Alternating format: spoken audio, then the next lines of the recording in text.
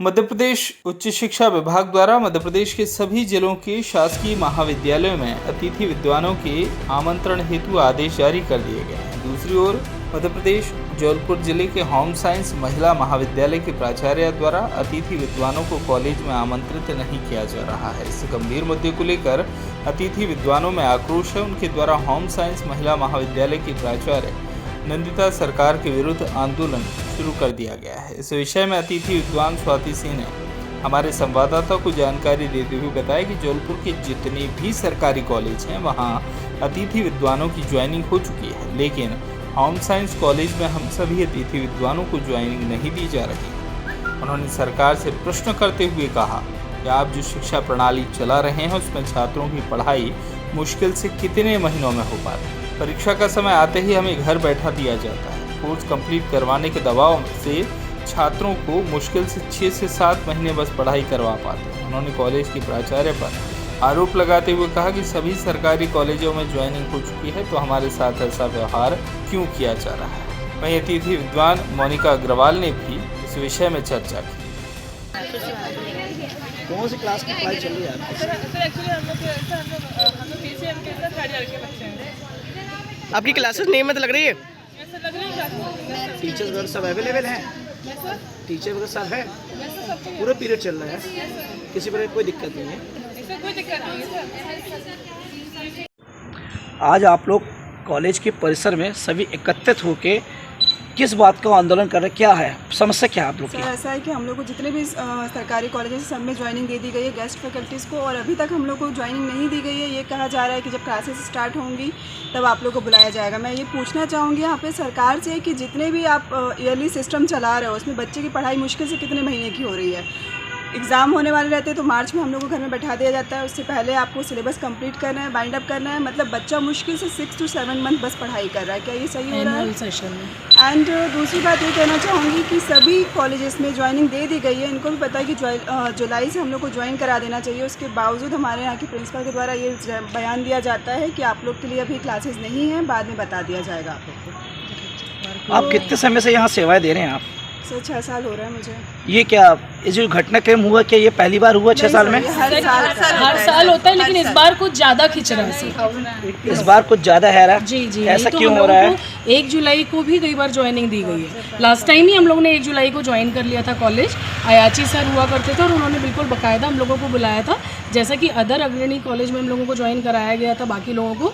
तो हमारे कॉलेज में भी वो पर्चा आया, बाकायदा वो लेटर आया, तो उन्होंने हम लोगों के लेटर को देखते हुए, हम लोगों के रिक्वेस्ट को देखते हुए उन्होंने तुरंत ज्वाइन किया। आप लोग को मानदेय कितना मिलता है यहाँ पे? सर अभी रिसेंटली लास्ट ईयर 1000 रुपीज़ हुआ, उसके पहले हम लोग को 800 रुपये पर डे मिलता था।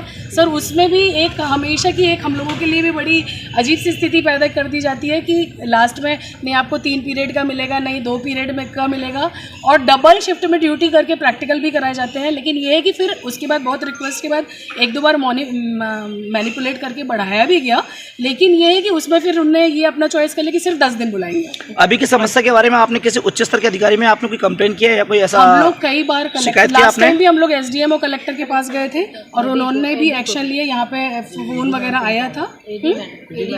एडी मैम को भी अभी हमने आज ही विज्ञप्ति दी, और इसके पहले भी हमने 3 दिन 4 दिन यहाँ मैडम से आके रिक्वेस्ट कर चुके हैं, लेटर दे चुके हैं। उनके पास बाकायदा पावती है उस चीज़ की, उन्होंने लिया है लेटर।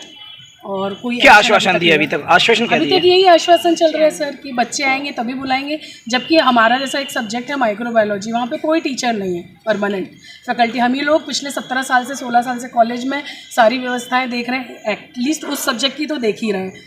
तो वहाँ पे भी बच्चे आके जा रहे हैं बाकायदा, और सर हम लोग के कांटेक्ट में ज़्यादा रहते हैं बच्चे, क्योंकि शुरू से हम लोग पढ़ा रहे हैं। BSc first year, second year, third year अगर वो साथ में पढ़े तो एमएससी में भी वो कांटेक्ट में रहते हैं। तो वो आके मैम अपन लोग की क्लासेस कब से लगेंगी? तो यहाँ कोई किस चीज़ का आंसर नहीं कर रहा है। क्या नाम है आपका? मेरा डॉक्टर मोनिका अग्रवाल। क्या चाहते हैं आप? सर यही चाहते हैं कि ये इस व्यवस्था में एक कोई नियम और एक रेगुलरिटी तो बनी रहे, कम से कम मोनोपोली ना चले। मोनोपोली चलाता है जी। हर साल हम लोग को इस तरह से फाइट ना करें सर, हम लोग को भी नहीं अच्छा लगता। इतना एजुकेशन MSc PhD गेट से आए थे हम लोग भी क्वालिफाई करके, तो ये खुद में एक अजीब सी स्थिति पैदा कर दी जाती है कि पढ़ने के बाद हम इस तरह से स्ट्रगल कर रहे हैं। उसमें एक बात और कहना चाहूँगी, उसमें क्या होता है ना कि बच्चा सफ़र करता है हमारा। जैसे लास्ट ईयर ये हुआ कि 1 महीने के अंदर 3 सेशनल सब्जेक्ट्स एग्जाम इन लोगों को लेने पड़े। उसका रीज़न था कि इनने क्लासेस टाइम से स्टार्ट नहीं की थी एंड जल्दी बाइंड अप करने के चक्कर में बच्चों को घर में बैठाना था। इन सारी चीज़ के लिए आप किसको जिम्मेदारी ठहराते हैं? कौन इसकी शिक्षा प्रणाली ऐसी हो रही है, प्रणाली ऐसे है, सर कोई लुक आफ्टर करने वाला नहीं है। जी मैम, बताइए मैम। हम लोग यहाँ पर FC के टीचर हैं, डॉक्टर सारिका सिंह है, डॉक्टर कादम्बिनी मिश्रा। जी मैम। हम दोनों विगत कई वर्षों से यहाँ पर हिंदी सब्जेक्ट पढ़ा रहे हैं और नई शिक्षा नीति के अंतर्गत कई हिंदी के एडिशनल सब्जेक्ट आए हैं, जैसे रामचरितमानस है और फंक्शनल हिंदी है, जो कि आज के समय में बहुत ज़्यादा बच्चों को ज़रूरी है, उनको ज्ञान होना ज़रूरी है, लेकिन बच्चे लेना भी चाहते हैं, पर ये कहा जाता है कि रेगुलर फैकल्टी नहीं है, इसलिए ये सब्जेक्ट स्टार्ट नहीं किया जाएगा। हम लोग पूरी तरह से क्वालिफाइड हैं, उस सब्जेक्ट को पढ़े हैं और हम दोनों सक्षम हैं पढ़ाने में, बच्चे पढ़ने में इंटरेस्टेड हैं और ये सब्जेक्ट अभी पिछले साल शुरू नहीं किया जा रहा। इस बार भी हम लोग प्रयास कर रहे हैं, शायद प्रिंसिपल मैडम इसको इस बार शुरू कर दें और हम बच्चों को ये सारी जानकारियाँ दे सकें। आपका नाम बताएंगे मैम? डॉक्टर कादम्बिनी मिश्रा। जो स्ववित्ती के अंतर्गत आने वाले अतिथि विद्वान हैं, उनको जल्द ही जल्द कॉलेज में लिया जाएगा, क्योंकि छात्राओं अभी कॉलेज में उपस्थित नहीं हैं। जैसे ही छात्राएं आएंगी और टाइम टेबल बन जाएगा, उनको कॉलेज में पढ़ाने के लिए बुलाया जाएगा और आमंत्रण पत्र देते हैं उनको और वो आएंगे पढ़ाने के लिए। मैडम, ये कितने समय से आप यहाँ सेवा दे रहे हैं और क्या इसका टाइम पीरियड रहता है इनका सेवाएं का? इनकी कालखंड के हिसाब से इन्हें दिया जाता है आमंत्रण, और ज़्यादा से ज़्यादा प्रतिदिन वह 4 कालखंड की क्लासेस लेते हैं, उससे अधिक नहीं दिया जाता। समय अवधि क्या रहता है मैम इनकी सेवाएं का? फिर भी 5 घंटे रहता है। 5 घंटे। जो विगत 10 वर्षों से आपके यहाँ सेवाएं दे रहे, तो क्या उन्हीं को लिया जाता है? ऐसा कोई प्रावधान है कि चेंजेस भी होता है क्या?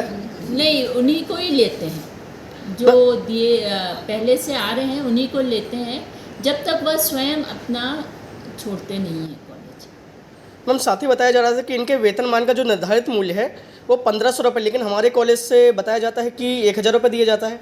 नहीं, ऐसा कहीं भी निर्धारित नहीं है कि कितना उनको दिया जाएगा। वेतनमान कितना दिया जाता है? वो कालखंड के आधार पर रहता है। जौनपुर से आशीष बात्रे की रिपोर्ट।